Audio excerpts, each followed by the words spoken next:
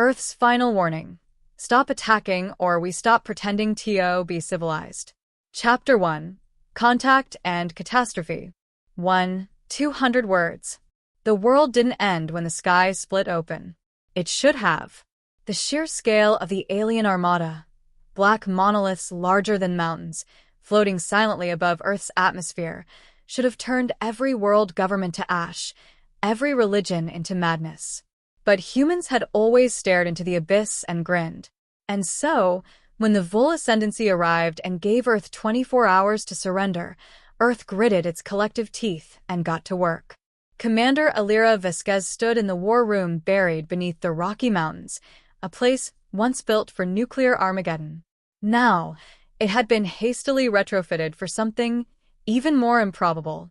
Giant hollow displays of the alien vessels hovered like ghosts above her, flickering as cyber teams struggled to break through Vol jamming fields.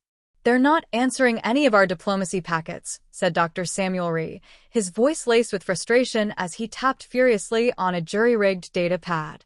"Their signal matrix isn't just advanced, it's elegant. And it's ignoring us." "Of course it is," Vasquez replied, her voice clipped. "They don't see us as equals. They see us as animals. And you don't negotiate with animals. You cage them. Or cull them." Just hours earlier, Earth had received a transmission in perfectly translated English. A figure, a pale, androgynous alien with 2 large eyes and luminescent skin, had addressed the planet with chilling precision. "We are the Vol Ascendancy. You will be offered one path: assimilation into order.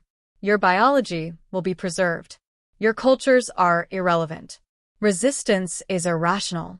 You have 24 hours to comply or face sterilization of your planetary infrastructure." That had been the message. No grand speech. No attempt at rapport. Just the cold logic of a species that had wiped out hundreds of civilizations across the stars and saw no reason Earth would be different. They were wrong. In New Delhi, traffic had stopped mid-honking snarl as people gathered in the streets, eyes glued to hovering news drones. In Berlin, the skies had gone dark at midday as the Vol fleet cast an unnatural eclipse. In Sao Paulo, protests turned into prayer circles. In America, gun shops emptied within the hour. But in a bunker in Geneva, the leaders of Earth's largest powers had connected through what remained of the Intercontinental Emergency Council and done something extraordinary. They agreed. No more national borders. No more politics. Just survival. Thus, the Terran Unity Command, TUC, was born, a coalition of scientists, military tacticians, diplomats, and a few terrifyingly creative civilians, all reporting to Commander Vasquez. Vasquez herself had been a decorated pilot in the Lunar Defense Corps during the Martian terraforming riots. She'd retired after losing her wingmate in a reactor breach caused by bureaucratic negligence. Since then, she'd been a voice of reason. And when the unreasonable arrived, the world turned to her. 19 hours after the ultimatum, without further communication, the Vol struck. A single beam of indigo light lanced down from the lead ship, clean, efficient, and silent. Shanghai vanished in a blink.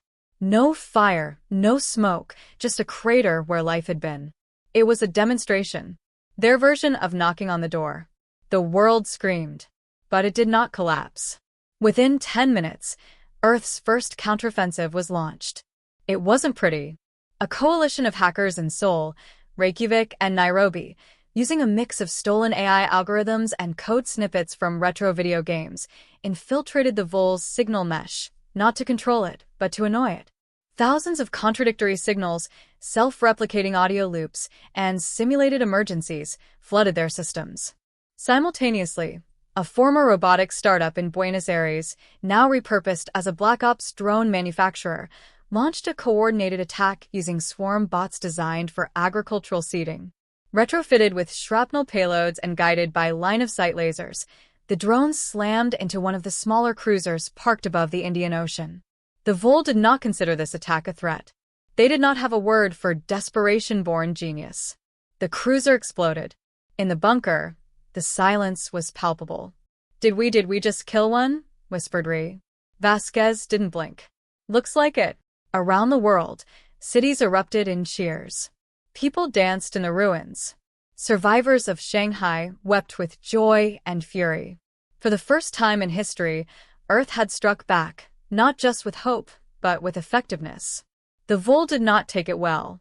Ambassador Till, the Vole emissary who had delivered the original ultimatum, reappeared via an unauthorized signal burst in every screen, projection, and display unit on the planet.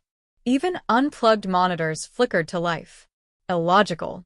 You sacrifice valuable assets for a minimal disruption. This is further evidence of your unfitness. Resistance is now designated as a planetary disorder. All communications are terminated. Then the sky lit up. 13 new Vole ships descended through orbit. They were done talking. Back underground. The room buzzed with tension. Elira Vasquez turned to the council. They've underestimated us. Good. Let's make sure they keep doing it. You want to provoke them further? Asked Ree, incredulous. No, she said. I want them confused. Off balance. Scared. They need to believe we're not fighting to win. We're fighting because we don't know how to quit. She turned to the tactical board, then pointed at the orbiting vessels. Let's show them what irrational looks like. That night, the world changed. The Vole had believed Earth would break. Instead, humanity began to unite not out of hope, but out of grit, grief, and rage. Vasquez recorded a message and had it transmitted through every remaining terrestrial and orbital beacon.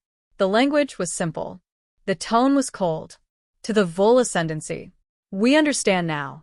You want submission, not survival. You believe order is strength. You believe we are fragile because we grieve, because we argue, because we don't follow a single logic. But we are not what you think. You attacked our cities. We mourned. And now we plan. You think we are civilized. We chose to be. Stop attacking or we stop pretending. Chapter 1 Emotional/Thematic Summary. Shock and awe at alien arrival. Human ingenuity saves the day, even at massive cost. Introduction of the core HFY theme. Humanity's civility is a choice, not a weakness. First real display of human unpredictability unnerves the superior alien invaders. Establishes tone, high stakes, a mix of grim determination and dark humor. Would you like Chapter 2 next, or should I create profiles for Vasquez, Ree, and Alteran? Earth's final warning. Stop attacking or we stop pretending to be civilized. Chapter 2. Gorillas Among the Stars. 1. 200 words. The Vole ascendancy had expected capitulation. Instead, they got madness. Their invasion plan, downloaded from millennia of successful planetary sterilizations, emphasized surgical strikes, suppression fields, and psychological domination. The plan never accounted for a species that would willingly launch drones duct-taped to toaster ovens or build orbital jammers using recycled microwave parts and stolen Wi-Fi towers. The Vole did not understand war as a story. They didn't understand symbolism, morale, or the irrational need to avenge a neighbor by blowing up a plasma tank with a crate of homemade napalm and a defiant war cry. They understood none of it, until it was too late. In the ruined streets of what used to be Los Angeles, Vole ground troops moved with cold, insectoid precision. Encased in bone-white exoframes, they stalked through ash and rubble, their sensory suites scanning for movement. What they found instead was a mariachi band. Well, what looked like one. A rusted van painted in bright reds and greens, speakers mounted on the roof, rolled out from an alley, blasting human music. Fast, loud, defiant. The lead Vole paused. The music wasn't sonic interference. It was meaningless. Until the van exploded. From behind shattered high-rises, a dozen resistance fighters sprang into action, launching EMP flechettes and Molotovs. Above, a modified police drone, nicknamed Peppy, dropped a container of acid-laced glitter onto a Vole sensor cluster. The alien troopers fell back, confused, systems flickering. Chaos. And that was humanity's domain. Commander Elira Vasquez watched the footage from the war room, a flicker of pride on her face. She turned to Dr. Samuel Ree, who was grinning like a lunatic. "That was the Chicago cell?" she asked. He nodded. "They call themselves the cucarachas." "Don't ask." "I won't," she replied. "Good work." "Don't thank me, Commander. I just sent them a 3D printable blueprint for improvised coil guns disguised as leaf blowers." Elira rubbed her temples. "We're going to be the most dangerous planet in the galaxy just from sheer spite." "That's the goal," Rhys said. The campaign, dubbed Operation Havoc Seed, was in full swing now. Humanity, cut off from many traditional defense systems, turned to what it knew best: improvisation. With Earth's centralized infrastructure shattered, the TUC relied on resistance cells organized by region, each semi-autonomous, but linked via low-orbit, line-of-sight balloon relays and encrypted analog signal repeaters. Satellites were mostly gone, but the skies weren't the only space humans could operate in. Vasquez issued new standing orders to every resistance leader: disrupt, distract, disorient. We don't need to win every fight. We just need them to never feel safe. And so they didn't. In the Siberian tundra, the Ice Fong collective lured Vol units onto thawing ice fields and detonated charges beneath their landing platforms. In the Australian outback, human fighters trained kangaroos to scatter Vol detection drones, codenamed Project Boomerang. In Nigeria, university hackers hijacked an orbital Vol translator beacon and replaced its output with excerpts from Nietzsche, horror podcasts, and the collective works of professional wrestler interviews. Vol soldiers began reporting auditory pattern hallucinations. Meanwhile, deep beneath the Canadian Rockies, an alien sat in silence. Alterran had been captured near Anchorage, part of a Vol Scout detachment ambushed by reindeer herders armed with thermal javelins and a disturbing amount of bear urine. He sat alone in a glass containment chamber, not out of necessity, but because no one had quite figured out how to interrogate a 7-foot-tall, quadruple-limbed being with bioluminescent gills and zero facial expressions. Until Rhys stepped in. "Name's Sam. You probably think I'm some hairless monkey flinging rocks." Alterran blinked. "You are an anomaly." Rhys chuckled. "You haven't seen anything yet." For the first few days, Alterran had refused to speak, but then reintroduced him to the internet. First, art. Then, human history. Then, memes. He was fascinated and increasingly disturbed. "You fight without cohesion," Alterran said. "You lack central doctrine. Even your philosophy contradicts itself." "Yeah," Rhys said. "We're a mess. But we're your worst kind of mess: organized chaos." Alterran stared at a looping video of a man in a cow suit doing parkour while reciting Shakespeare. "Why does this species make jokes in warfare?" Rhys shrugged.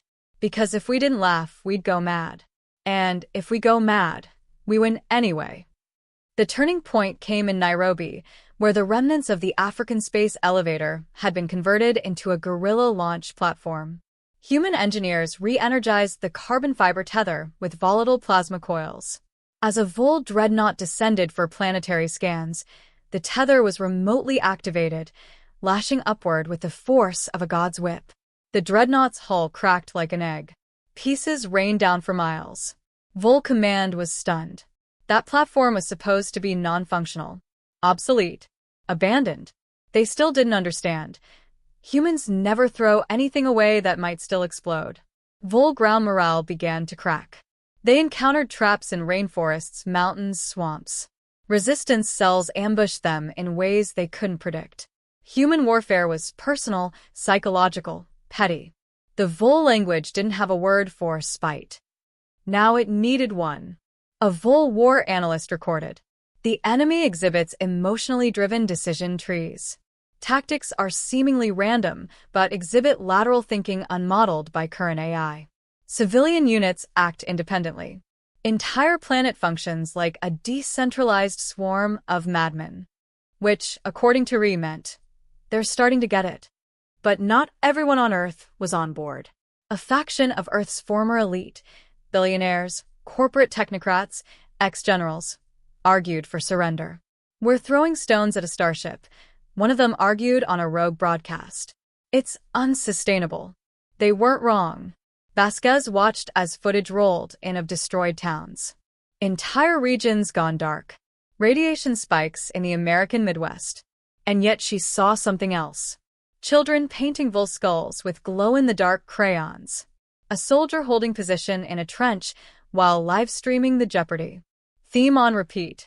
Farmers using crop dusters to drop pamphlets reading, "Go home or get weird." And the Vol were losing control. Back in the war room, Vasquez stood before a display. Time to send a message. Ree looked up. The line? She nodded. They fed it through every pirate satellite, every cracked Vol beacon, every hacked translation array. Elira Vasquez appeared to the galaxy, blood on her collar and ash in her hair. She didn't smile. She just stared. You think we're uncivilized because we don't act like you, because we sing when we fight, because we paint murals on our tanks and write poetry on our bombs. You think that makes us weak. But you don't understand what it means to be human. We are builders. We are dreamers. But we are also bastards when cornered. Keep attacking, and we stop pretending to be civilized. Emotional/thematic summary. Humanity embraces chaotic, asymmetric warfare, turning the planet into a hellscape for invaders. The emotional depth of humanity, grief, humor, defiance, baffles and unnerves the Vol. Ree's interactions with Alteran hint at possible cracks in the enemy mindset. Vasquez becomes a symbol of global resistance. HFY themes peak. Human creativity, emotional unpredictability, and the idea that being civilized is a choice, not a default. Would you like Chapter 3 next? Or shall we build side content like resistance cell profiles, Vol tech specs, or a visual world map of the conflict zones? Earth's final warning. Stop attacking or we stop pretending to be civilized. Chapter 3. A Spark in the Void. 1. 200 words. The Vol were not used to bleeding. For 10,000 years, they had swept across star systems like an evolutionary wave, sterilizing resistance and archiving cultures as footnotes. Victory wasn't a contest. It was inevitability. Until Earth. Until now. High above the planet, Vol Command Node 7 reeled. The Earth campaign, once a scheduled cleansing operation, had transformed into an unending cascade of failures. In the last 3 weeks alone, 5 scout vessels had vanished over equatorial jungles. An orbital relay station exploded due to something called a nuclear potato gun. A cyber warfare attack redirected Vol emergency updates to repeat, "Don't panic," in Morse code for 37 continuous hours. Even worse, a critical internal anomaly had been identified. Dissent, curiosity, emotion, among their own. Commander Elira Vasquez paced the war room floor with a clenched jaw. The global map displayed a pulsating pattern of flare zones, resistance pockets, Vol troop movement, and blackouts. It looked less like a battle plan and more like a brush fire, one that kept jumping containment lines. "We're nearing a line," said Dr. Samuel Ree, pulling up data on Vol fleet trajectories. They're tightening orbital patterns, cutting off exits. Psychological pressure. They're prepping for total eradication. "They've figured out we won't surrender," Vasquez said. "So now they want to erase us." "They don't want a victory," Ree muttered. "They want a silence." Down 2 levels, Alteran Vol scout, observer, prisoner, was asking questions he was never meant to ask. "They chant while charging," he said aloud, staring at a screen showing African resistance fighters sprinting toward a Vol mech while screaming something about Wakanda and waffles. "And they laugh," he continued, puzzled. "Even when dying." The room was empty but monitored. Still, he kept speaking. "They act as individuals. As collectives. As creatures of logic and chaos. I don't understand them. I fear that means I am beginning to be like them." A speaker crackled to life. "You want to talk about it?" said Ree's voice, dry as ever. Ree sat across from Alteran, a flask of tea in one hand, a neural scanner in the other. The alien's posture, upright, elegant, never wavered, but something in his movements was different. Slower. Considered. "You've stopped denying we're a problem," Ree said. "You are not a problem," Alteran replied. "You are a rupture." Ree grinned. Flattered. You function beyond standard logic trees. Your units take suicidal actions to preserve symbols. You destroy valuable infrastructure for emotional release. Your victories should not exist. And yet they multiply. Welcome to Earth, friend, Ree said, sipping. Where even our math is stubborn. Meanwhile, in orbit, High Executor Zaire watched the latest combat report with contempt. Burn them. But Executor, a Vol adjutant cautioned. The planetary atmosphere. I said burn them. I want them to learn the smell of ash.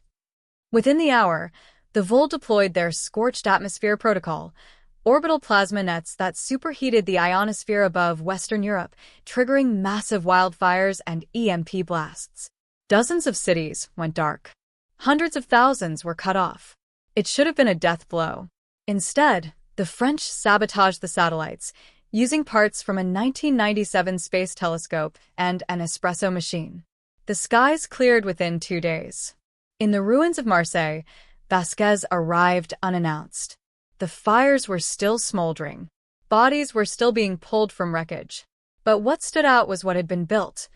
Ad hoc hospitals, resistance recruitment centers, even a makeshift stage where a violinist played under bullet-ridden lights. She spoke with Captain Salim Dartsi, the local resistance leader. They came to teach us fear, he said, wiping ash from his cheek. So we taught them noise. Light. Meaning, they don't know what to do with a species that sings while burning. Vasquez smiled, tired. Then let's make it louder. The TUC implemented Operation Signal Fire. Across the planet, synchronized displays of human defiance erupted. In Tokyo, skyscrapers lit up with the word "No" in 100-meter kanji. In Rio, dancers flooded the streets in glitter and LED armor, chanting resistance hymns. In Cairo, radio towers blasted Beethoven and Tupac in alternating intervals over scrambled Vol frequencies. In Antarctica, a team of scientists used aurora manipulation tech to project "Bite Me" across the sky. It wasn't warfare. It was ritualized spite on a global scale. And it worked. Vol command lost coherence. Mid-tier tacticians froze, unable to comprehend non-strategic resource use. Their algorithms failed to adapt. Troops hesitated. And in the silence, doubt spread. In Node 7, Altair stood before his communication interface, having overridden lockdown protocols using human encryption sequences taught to him, unintentionally, by Ree. He activated a covert relay to the Vol homeworld. The message was brief. Personal. We have erred. Earth is not to be catalogued. It is to be understood. If we continue, we risk becoming like them. If we do not, we may learn something greater. It was treason. It was hope. In Greenland, a hidden launch facility came online. Ree had been working with salvaged alien tech, aided by a consortium of civilian engineers, rogue AI theorists, and one particularly unhinged Reddit thread. They called it the Gauntlet Drive, a jerry-rigged hybrid engine capable of short-burst orbital insertions through Vol interdiction fields. Why Gauntlet? Vasquez asked. Because we're going to punch them with it, Ree replied. The plan? Deliver a data payload containing everything humanity had thrown at the Vol, directly to the enemy's central command matrix. A virus, but not of code. Of culture. Of humanity. A weaponized documentary. Title: Try Again. Motherf * airs. On launch day, the skies shimmered with Vol countermeasures. But the Gauntlet Drive fired. It screamed into orbit on a trail of salvaged rocket fuel and sheer audacity. Plasma bolts tore past it. Anti-air cannons tracked it. But nothing hit. Why? Because at the last second, Earth's network of stolen weather satellites broadcast decoy signals in the form of synchronized Taylor Swift concerts. Ree watched the drive vanish into the void. They'll never be the same, he whispered. That night, as Vasquez stood alone on a balcony overlooking the flickering lights of resistance camps, she received a signal. From the stars. To the humans of Earth. Your message has been received. We are processing. Expect response. No threats. No promises. Just something the Vol had never sent before. A question mark. Emotional/thematic summary. The Vol escalate attacks, but humanity refuses to break. Earth leans into psychological warfare and cultural expression as tools of resistance. Alteran begins to shift perspective, offering a glimpse of internal Vol doubt. The Gauntlet Drive marks humanity's leap from passive resistance to proactive retaliation. HFY themes peak: human resilience, cultural warfare, and the power of emotion and chaos over cold logic. Would you like Chapter 4 next, the final climax and resolution? Earth's final warning. Stop attacking or we stop pretending to be civilized. Chapter 4. The Civilization Gambit. 1. 200 words. The stars above Earth shimmered, no longer as silent observers, but now as questioning witnesses. The Gauntlet Drive had hit its target. Somewhere within the vast processing lattice of the Volhai thought net, a pulse of corrupted certainty spread. Not in the form of code, but in emotion, rage, grief, joy, absurdity. Humanity's signal, a chaotic cultural contagion, was doing something the Vol had never experienced before. It was forcing reflection. In the TUC command bunker beneath the Urals, Commander Alira Vasquez read the returned message aloud to the senior team. To the humans of Earth, this war has shifted. Your logic is chaos. Your civility is weaponized. We request parley. The room fell silent. Ree looked up from his coffee and muttered, "Did we just confuse them into diplomacy?" Vasquez tapped the side of her datapad. "Or corner them into reconsidering the cost of arrogance." Then came the final line of the message. "One of ours has defected. Alteran is compromised. We will retrieve him. You have until then to convince us not to burn your world." Alteran stood in the snow outside the containment bunker. His alien features glowed faintly in the northern light. Though born into the Vol caste of the observers, he now wore a human jacket and a makeshift scarf that bore the symbol of the resistance, a spray-painted phoenix eating a drone. "I have done what your species would call treason," he said to Vasquez. "Among mine, that word has no moral weight, only function." "Funny," she replied. "Here it means both betrayal and bravery." The former alien scout looked at the stars. "They are coming. A reckoning. Not just for you, for us. The Vol don't know how to lose. But they've never been given the option to understand loss before." Vasquez nodded grimly. "Then we give them a choice they can't process." Operation Chimera went live. It was the culmination of every scrap of human ingenuity gathered over the months of war. Technical sabotage, cultural infiltration, psychological manipulation, and it centered around the parley. Not a surrender, not peace, but a negotiation at the edge of annihilation. The plan? Use the meeting to convince the Vol elite that humanity's chaos wasn't a threat, but a mirror, and that by destroying Earth, they'd risk unraveling their own civilization. Because now humanity was inside their heads. Literally. The data payload from the Gauntlet Drive had embedded memes into their tactical protocols. Their battle AIs were quoting Shakespeare. Their soldiers reported dreams. One unit self-immolated after hearing an old recording of a human child singing, "Twinkle, twinkle, little star." The Vol had no defenses for metaphor. The rendezvous point was chosen. Lunar crater Tycho, neutral ground. A Vol capital barge descended like a metallic god, escorted by angular warships. No weapons were raised yet. Vasquez arrived with Ree, Alteran, and a 3-person human delegation. No armor, no guards. But they carried something far more dangerous. A flash drive labeled Season 1 to 10, Earth. Inside the crystalline negotiation chamber, High Executor Zaire loomed. He was tall, spined, plated in obsidian-like armor. Flanked by 2 secondary thinkers and a sensory drone, he exuded the cold, mathematical menace of a civilization that had always defined mercy as inefficiency. "You are an infestation," Zaire said calmly. "A statistical deviance. But now we wonder, are you also a potential variable for our own advancement?" Vasquez stepped forward. Commander Alira Vasquez, representing Terran United Command and the unbroken soul of Earth. Ree added, "And also the guy who made your drone network listen to Meatloaf for 2 weeks." Zaire blinked. The next 5 hours were a cultural ambush. The human team didn't debate war strategies or offer surrender terms. They presented Earth. Visual reels of birth and death, war and rebuilding, music and math, protest and prayer.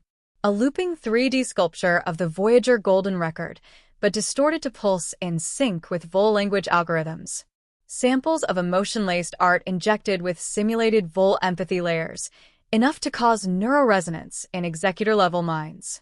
Ree called it emotional radiation. Altair called it truth.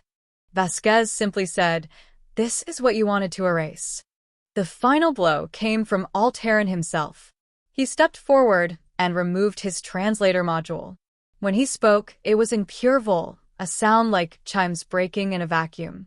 But the translation module broadcast his words anyway. "I am VOL by biology. But I am now human by truth. You taught me logic. Earth taught me meaning. We do not have to become them. But to kill them is to kill our next evolution." Zaire's secondary thinkers began to shiver. Not from fear, but from awareness. Then Vasquez made her final move. She handed Zaire a sealed data drive. This contains a full replication of Earth's cultural imprint. Our myths. Our madness. Our defiance. It's infectious. If you wipe us out, every unit already infected will scatter it across your empire. She leaned in. But if you let us live, we'll tell you how to control it. Or better yet, how to understand it. Zaire stared at her. "You are the virus.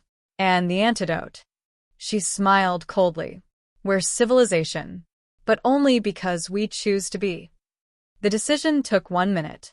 VOL decision matrices processed 11 trillion counterfactuals. The final output was simple. Stand-down protocol initiated. Earth is not to be cleansed. Earth is to be monitored and studied and perhaps eventually invited. 1 month later, the Earth still smoldered. The scars were vast. Billions displaced. Cities broken. But the war was over. VOL ships now floated in silent orbit. Watchers, not conquerors. A fragile peace held. Altair stood beside Ree on the cliffs of what used to be Vancouver. "Do you think they'll keep their word?" Ree asked. "They've already changed," Altair replied. "They just haven't admitted it yet." Vasquez approached, dust on her boots and a rifle on her shoulder. "Well, we didn't win," she said. "But we're still standing." Ree smiled. "That's the most human victory there is." Above them, a VOL beacon pulsed across the sky. Not in VOL script. In English. "We are watching. Teach US." Epilogue. A message was embedded in the next VOL data archive. It spread quietly, infectiously, to other species in the galactic network. Earth survived. Not because of strength, not because of unity, but because they refused to be defined by fear. Beware the species that laughs in the face of extinction. Beware the ones who weaponize their soul. Chapter Summary. Small Blue Diamond Major Events. VOL Request Parley, driven by chaos from the cultural virus. Earth presents an emotional and philosophical counterattack instead of military might. Altair delivers a pivotal speech, bridging the gap between species. Vasquez uses a threat of mimetic warfare to force a strategic stalemate. The VOL stand down and begin observing Earth rather than eradicating it. Small Blue Diamond Key Character Developments. Vasquez grows into the full symbol of Earth's will, defiant, pragmatic, and deeply human. Re-evolves from eccentric genius to emotional bridge. Altair fully defects and becomes a hybrid voice of change for the VOL. Small Blue Diamond Major Conflict/Twist. Humanity wins not through power, but through cultural dominance, emotional truth, and mimetic unpredictability. Small Blue Diamond HFY Themes. Human resilience, chaos as strength, emotional depth, philosophical defiance. The concept that civilization is a choice and humanity can be terrifyingly persuasive when it stops playing nice. Earth isn't saved by war, it's saved by the threat of what it could become if pushed too far. Would you like a full compiled version of all 4 chapters, or maybe bonus content like an in-universe resistance manual or a VOL field guide to human psychology?